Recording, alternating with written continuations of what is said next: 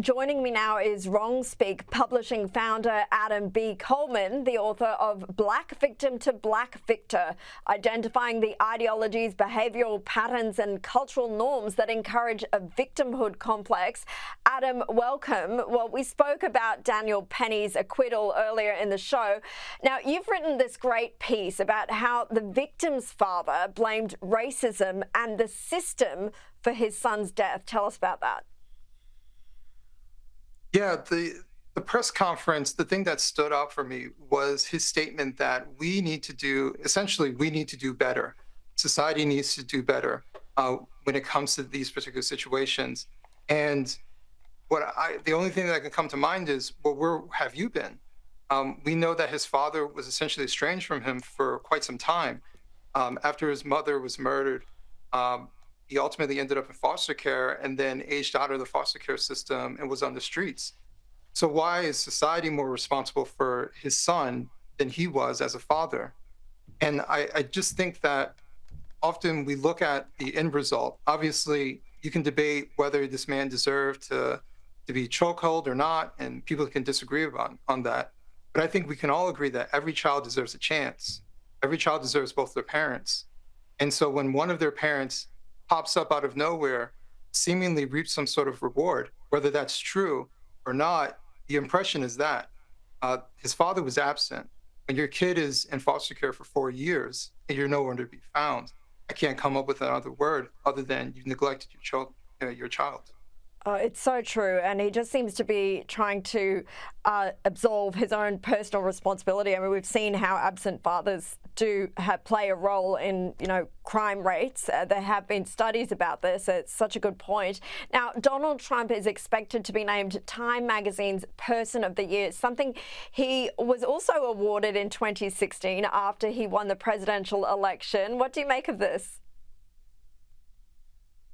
I think that this is fitting. I'm getting a sense in America that people are starting to calm down. Even the people who had the strongest opinions about him, even in the media, are starting to soften, becoming more, I would say, optimistic about Donald Trump. They're seeing also that he's become a little bit more serious than maybe he was in his first term. He seems very determined and calmer. Less belligerent than maybe years past, and especially after the assassination attempt, he seems a lot calmer. So I guess my point is, I think America is warming up to Donald Trump, believe it or not. I think the people who were calling him Hitler and so on and so forth are realizing that the rhetoric was too strong, and they don't have to agree with the man, but they don't have to dehumanize him. And so, yes, I think he deserves to be, the Person of the Year because of everything that he's gone through this particular year, and winning, in a landslide manner. I see no problem with it.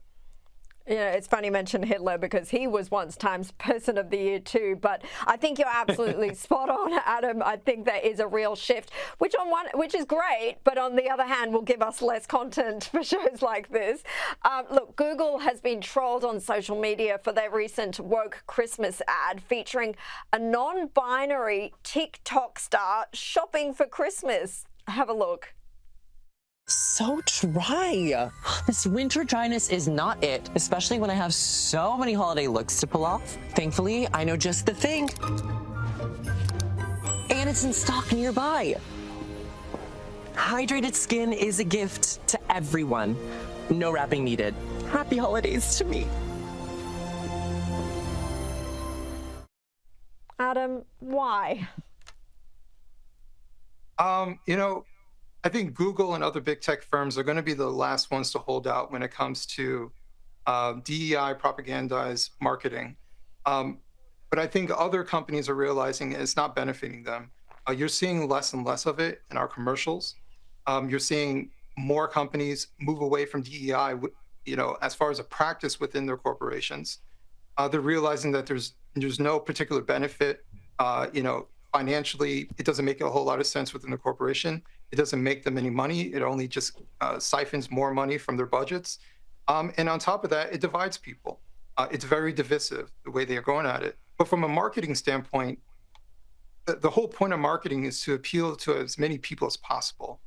And this appeals to a sliver of the population. Um, Other people find it strange. And I don't think they've yet to realize that. Maybe they feel they're too big to fail. But at some point, I think they're going to realize it, or maybe they'll keep losing money and they'll wake up one day. Yeah, they'll realise it when their bottom line just drops just way too low.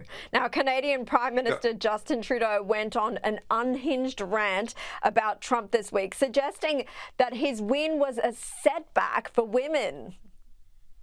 No, it shouldn't be that way. It wasn't supposed to be that way.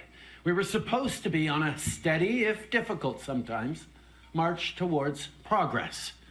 And yet, just a few weeks ago, the United States voted for a second time to not elect its first woman president. Everywhere, women's rights and women's progress is under attack, overtly and subtly. But I want you to know that I am, and always will be, a proud feminist. Oh, I hate it when they pull out the woman card, Adam. Well, the first thing is never trust a man who calls himself a feminist. So that's the first part. Yeah. Yeah, they're always snakes. But the other part is, well, he should be blaming the Democrats for setting up Kamala Harris to fail.